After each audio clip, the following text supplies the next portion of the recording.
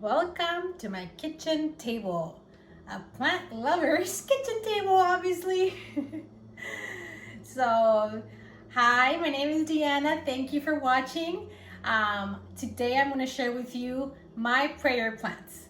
I want to share with you my collection and what I've done to take care of them.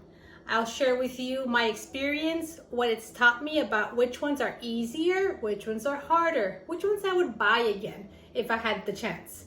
Which ones are my favorite?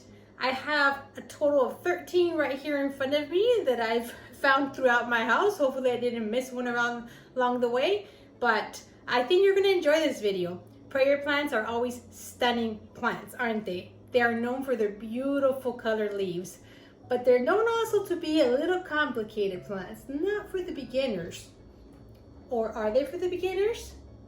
I might have something interesting to share with you. So keep on watching and I'll share all these details with you. Let's get started.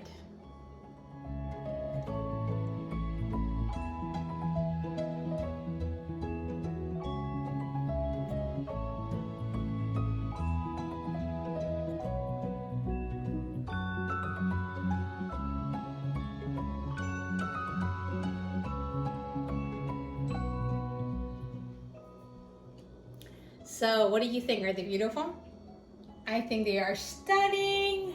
These are beautiful plants and there is so many to choose from when you go plant shopping. They are great because they're usually available in a lot of nurseries or even big box stores. I've been able to get some. So that's why this plant is worth talking about. Beautiful, easier to find, and an affordable price. They have not gone up in the price that much, so that's good to know, right? So I'll share with you, and one by one, I'll let you appreciate the beauty of each one of them, of the ones I have here. Maybe there'll be one that'll catch your eye that you don't have, that maybe you're considering buying or not. And I'll let you know how it's been with me having it, okay? So we're gonna start right here in the front. This is called the green prayer plant. And it is striking. Those leaves are just gorgeous, aren't they? I really enjoyed this one. I'm gonna go ahead and grab it so we can talk about it, okay?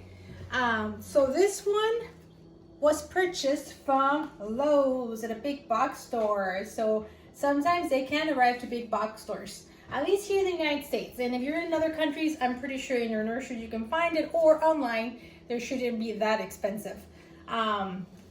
This is I'm gonna go ahead and tell you, is a highly recommended one. I had the red Maranta already, and I thought I didn't really need this one until we ran into it, and I actually received it as a gift from my husband, and I was very happy with it when I got it, and I was able to appreciate it up close and personal. One of the things that I love about it is how striking the leaves are. They're just a work of art. And now having it for a while, I'm so happy with it because it really has not browned anywhere. Isn't this awesome? It keeps on pushing out new leaves. I have had this one through the winter with no added humidity in my house, and there has been basically no browning. So that's a very good thing to know. This one can really withstand low humidity, because in the winter in my house it got down to about 30% humidity. That's pretty low. This one usually sits on this plant wall, and I've changed quarters where I have it now. I have it in that corner over there. So she's stunning, a statement plant in that plant wall. And she's great. She's a showstopper. So if you find one of these, I think it's just called, maybe it's a lemon lime prayer plant.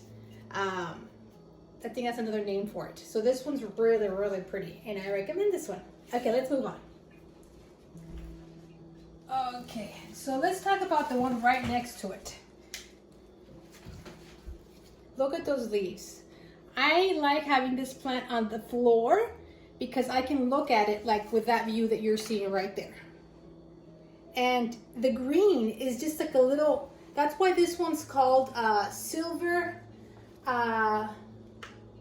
Maranta, Silver Star, or Gray Star. There's two names that I found for it. And I do see the silverish, greenish color to it. Do you see that? And of course, Marantas are known for having the red leaves, or prayer plants. Not all of them though, for the red leaves. This one does have the burgundy underneath. And look how beautiful it is. It has not really browned. It browned a little bit, you see here? But I think that's due to me not watering it on time, not because of the low humidity in my house and during the winter. It's actually a very full plant and I might need to be repotted, and that's why if I've not added watering it every once a week, it's dried off, and you don't want any of these prayer plants to get to the dry point. You want to water them when they're getting, they want to stay moist. So when you see them getting towards the drier side, you go ahead and water it. So basically, you stick your finger in here, and the first 2 inches are dry, water it. If I use the water meter, if it's on moist, I want it to read moist towards the drier side, I go ahead and water it. I don't wait until it marks dry, like I do with my philodendrons or other plants. So this one, don't let it dry out, and you'll have a happier plant. So this one's been easy care. In case you're interested, it's just an easy one. Beautiful. Okay, so right here, we have this giant triostar. Stromanthe triostar. This is a beautiful plant. I mean, I cannot, look at the soft pink, the green, and look at the different tones of green. And then look at the back. It is, look at that color. It has not faded. The pink or reddish tone in the back has not faded. It has faded in other prairie plants that I have, but not on this one. This one is beautiful. Now, my advice for this one is do not water the leaves. Oh, don't let the leaves get wet. This one's very picky. You see this? This was most likely caused because of that. Okay, this one's picky. Does not want the leaves to be dry, wet. So I water it, you can bottom water it, or you can just put the spout of your pitcher right here on the soil. Don't water it from the top, and she should be happy. And how I learned that was, see, I have a smaller one. This is the first one we purchased, and this one's not doing that great. And ironically, this one I had it in my IKEA greenhouse. My IKEA greenhouse stays really wet, like 80-some% humidity. So it seems like that water, the humidity was staying on the leaves, and it caused this yellowing. The moment I popped it out of the IKEA greenhouse, it started shooting out these leaves, and see how perfect these are? So I've learned it was the humidity of the IKEA greenhouse. So even nicer, you don't have to keep it in a high humidity setting. This one was in my living room with no extra humidity at 30-some%, and it was completely fine. So this one's not hard, just don't get the leaves wet and keep it on the moist. And you should be happy, be fine with this. Now, if I had to choose, I would always choose buying a bigger plant instead of a smaller plant. I think they're easier to take care of. So if you have a choice, spend the extra little money and get a bigger plant. Just so you'll know, pay $10 for this one or $15 and pay $25 for this one. So I think this was a better deal. But this one came first in my life, and I couldn't pass that one up. Okay, so another one that I have back here, isn't this beautiful? Calathea orbifolia. I love this one. And it's been doing really good just in a window where it gets morning light. And if I don't let it dry out, it's not very picky. See that? I think I let it dry out. But if I'm on top of it, I usually grab it, like right now, it doesn't weigh much, it needs water. So I would bottom water it, let it soak in very nicely, leave it there for about 30 minutes, then take it out. And it should be doing good. This one did experience mealybugs, a few here or there, and I sprayed it down with some neem oil. and the neem oil did not harm it. I feel like some of these can be picky with the neem oil. This one withstood it, so I don't think this is a very difficult one to take care of. Just give it morning light and it's gonna start bursting with new leaves. I got this one very small for $5, and I can't wait to see this one get ginormous leaves, and it can get big leaves, so that's cool. Okay, down here, woo! Yeah, not every story is a happy story. This one is called Dottie, and this one had the pink little line here. You can't really see it. You can see in the new foliage just coming in. And it does have, again, the really burgundy backs.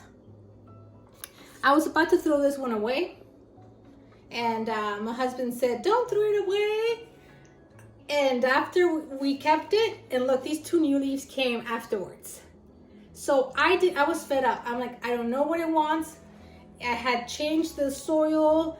I had changed where I had it located, and compared to the other ones, this one was just dying. So I will say this one's a complicated one, the Dottie. It was absolutely beautiful when I bought it, and look, there's mealybugs. Just so you'll see that little thing, that's mealybugs. But oh well, we'll get some alcohol, little Q-tips, and I'll wipe it down. Yeah, so yeah, this one is complicated. She's a gorgeous one when you see it in the store, but she's complicated. I'll let you know that. For me, she's been complicated. Would I buy this one again? No, I wouldn't. I can live without it. I don't like plants that look like this, and I don't like throwing it away either. So we'll see what the future holds for this one. And then right over here, this one's called Rabbit Tracks prayer plant. And also look at that one, that new leaf. Isn't that one beautiful? I like it when it looks like that. Also green prayer plant, but it's Rabbit Tracks is what most of us, well, I know it by.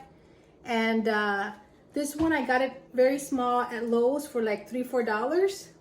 And I do keep this one here. Also my plant wall. This is her house right there. You want to see her house? Doesn't she look cute? And she does better in lower light than higher light, guys. Isn't that interesting? When I put it in very high light, I feel like you know, the little markings fade off more. So I'm hoping I'll do better in this plant wall. You see all the new shoots coming out? She has 3 new ones coming out. These are new shoots and how they open up later on to a leaf. So also I have it in terracotta, which is not a greatest idea. That means I have to water her often. And she needed some water today, so let's give her some tender love and care. Okay, so all of these plants, all the prayer plants want water that doesn't have chemicals in it. That means your regular faucet water is not good. I have reverse osmosis filtered water, and that's what I'm giving them, and they've been fine with that. But some people buy distilled water. So, okay, this is the water's staying on the top, which is not good. I might have to rechange the soil again. See guys, stuff like that is not a good sign. The water should filter through quickly. And I feel after some time, my plants can kind of get, the soil is not as fluent, and I don't know why. But now it's getting flowing through. Sometimes it's good to use a little, not your finger, maybe a little stick, and kind of poke holes through the soil so it can aerate, because sometimes it can get compacted. You want it to aerate. So that's what I should be doing, getting a little stick and doing that through all the soil. So you want it to water through. And sometimes what I do is I stick my finger underneath the hole down here, because sometimes it's gotten stuck. Yeah, and then water comes down. So that's another little trick. This is the truth of how I take care of our plants.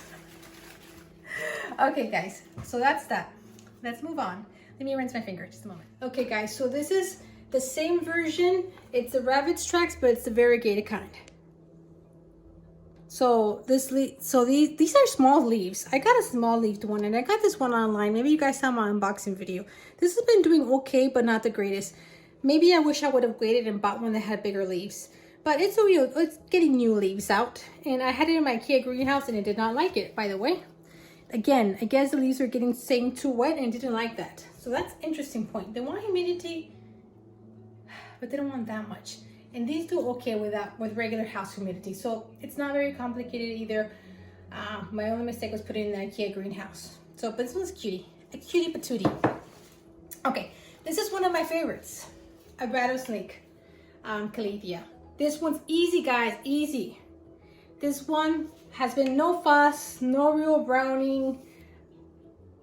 I think it's a stunning plant. Look at those markings. It's rippled, the backs, the color, the shape of the leaves. This one is a must. I highly recommend this one, guys. This one's gonna need water in a bit. I can feel it, it's not very heavy. You start, you know, feeling your plants and knowing when they need it. When they're not too heavy, you know they're getting dry. So this one's gonna need some water. There's a little bit of browning, but that's all. If that's all the damage that happened in winter, that's not bad. That's not bad, that's good. So that's awesome. Okay, now this is the Medallion, and big beautiful leaves. When I bought it, I already had big leaves. So I guess it was a more mature version, and this is really awesome. You see a new leaf coming out there. I'm really excited about that because it should be a nice big leaf. I did lose some leaves. See, that's why I've cut it here, because I did lose some leaves that got brown when I just got it. I think I was getting the hang of how to take care of it, but yeah, it wants to also stay moist. It's good to clean the leaves once in a while because they're nice and big, and you want to get more oxygen. Okay, so this one's medium in my experience of how complicated it is. It's not the easiest because I did lose some leaves, but it's still here. It has leaves. This is a Calathea Sabrina, and I'm showing you how she's doing because she's not the greatest. I really did like this leaf because it had it's velvety and then the markings, but this is through the winter. I wanted to show you the end after winter, how she's doing. I didn't have any extra humidity in my house, and this is the result. This one curls up when she needs water. She'll curl up, so you can tell she needs water, so it's very easy to tell. But yeah, I'm probably gonna have to clean it up, cut the edges, cut this yellow leaf, and keep it moist, and it should hopefully get a lot more new leaves in spring and summer. But medium complicated in my experience. Okay, hasn't been the easiest compared to some other ones in my experience. Okay, let's move on. Okay, and this is the Never Never plant, Ctenanthe, starts with a C. This one I got it at Lowe's, and she's been good. I was afraid of her for the beginning because some of the new leaves were coming in already, like drying off already, and it was actually had water. I mean, I didn't understand what it was, and I thought she was gonna die on me, but she did it. She made it through the winter. So I think any prayer plant that makes it through the winter, they're golden. As long as you keep watering the plant and don't go on vacation for a month during the spring or summer. It should be good. So this one is a stunner. This one I got at Lowe's for like 15 bucks, not expensive. Most of them are $15 or under, most of them, unless they're a really big plant, maybe $25. Okay, so yeah, this one's, I wanna say from easy to medium in taking care of it and how hard it is, because I've had friends where it's died too on them. And then right over here is the red Maranta, which I already showed you guys a little bit, where I'm gonna give you a little clip. Okay, so now, who else do I have? Am I done over here? I can't even see. Oh no, this is a Calathea Beauty Star. Did I just, what happened here? She's broken. Did I do that? Did I squish it? Okay guys, I'm not in love with this one. I was when I just got it. This one was a stunner. She even had pink lines. The pink lines disappeared. The white lines, see the little strips right there? They faded away. It was super purple in the back. It faded away. Can somebody explain why that happens to this plant? Like, I really don't know. And I've seen other people where they say kind of the same thing, that they kind of fades out. I was waiting for it to come back. It's not coming back. And I'm really disappointed because, I mean, I shot some video of this one where it was so purple in the bottom, and now she's not. Some yellowing leaves after winter. So that's not cool. And honestly, guys, with these, they can get spider mites, and I did have my doubts on this one. At some point, I saw a little bit of some webbing, and I treated it with my neem oil, and I tried to do one that wasn't very strong. I always try to do one that's not very strong. Didn't completely die off, and I haven't seen any more webbing. But I am always scared when I spray these with neem oil, because some of them don't recover that well. Or, you know what? I sprayed this one with neem oil. The Dottie here, I sprayed it with neem oil. And, but it wasn't, guys, it wasn't a very strong one. It was a very diluted one with a little bit of Dr. Bono soap and water. And I'm always afraid because sometimes they just don't withstand the neem oil very well. I wouldn't buy this one either again, guys. And I find this one a little difficult, just so you know. Okay, so, and then actually I ended up having a total of 15 plants, guys, because I found another one. Okay, so this is a Calathea Rufibarba. And it's a ruffled leafed, and it is it's velvety and fussy. Look at the stems. Can you see the stems? So I think one of my favorite things about this plant is touching it. Oh guys, look, there's a new leaf coming in right here. Right here, you see it? And then I think there's another leaf over here coming. Now that I'm looking at it really closely, I think we're getting some new leaves, which I'm happy because this one is in a very small pot. And I went on vacation, and I think I forgot to water it right before I left. And I only left for like 4 days, but when I came back, she was damaged because she was really, really dry. So that's why she got some brown edges. But instead of chopping her off completely, I kind of let her be. And look, she's gotten some new leaves. That's a new leaf, that's a new leaf. And eventually I think she's gonna make it. I think it's a cool one, just don't let it dry out. I think it's a really cool one. I've really enjoyed it, other than I damaged it a little. But yeah. These are my 15, what you call prayer plants, because the leaves go up during the night usually and down during the day. So they're cool because there's movement. You can see it move all of a sudden and you're like, what? Who moved right there? And it was your plant. So don't get scared if you see that. So yeah, they're stunners, they're beautiful leaves. It's just a matter of keeping them moist, and they should be good. And yeah, there's more complicated ones than others. There's some easier ones in my experience, so just so you'll know, if that helps when you're trying to decide which one to buy, then you'll know. Okay guys, so in conclusion, I'm going to review my care tips, just so you can have them clear in your mind. And this is what I've done that's been successful and what I've learned. Lighting. They do good with medium light.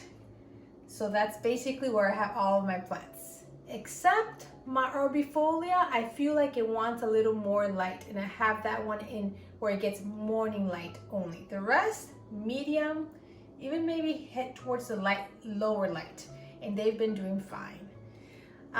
Watering, keep them moist. Don't let them dry out.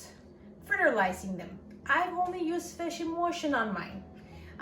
And I don't do it regularly, especially not in winter. Now that it's spring, I'm gonna give them all fertilizing with the fish emulsion, and I'll probably do it once every 2 months maybe, or once every month. I think that's what I'm gonna shoot for this spring and summer, with something gentle. That's what I'm used to, the fish emulsion. The Alaska is the one I've tried. What else? Humidity. I've learned that they've done pretty good with humidity in my normal household. They've been exposed to low humidity this winter, and they've been okay. So I wouldn't be very concerned about that. If you do have a humidifier, I think it's going to be very, very beneficial. If you do have it, I honestly wasn't running it all the time, and I have them spread out through all my house prayer plants, so I don't have humidifiers in every room in my house. And they've been doing good. So I'm thinking if you don't have a humidifier, I think you can still venture out and get some prayer plants. Like I mentioned, I reviewed some that were easier than others. So if you have a Calathea and it's dying on you, don't get disappointed. Don't think that they're just too complicated, all of them, because they're not all too complicated. There's some that are definitely easier than others. So hope this helps, and hope you guys can also enjoy the beauty of Calatheas and prayer plants. Thank you for watching. I hope you enjoyed this video. I hope it was helpful. Don't forget to subscribe and give it a thumbs up if you like this kind of video. And yeah, share your tips also with me in the plant community. Thank you for everything. I appreciate it. And you guys enjoy your spring. Bye.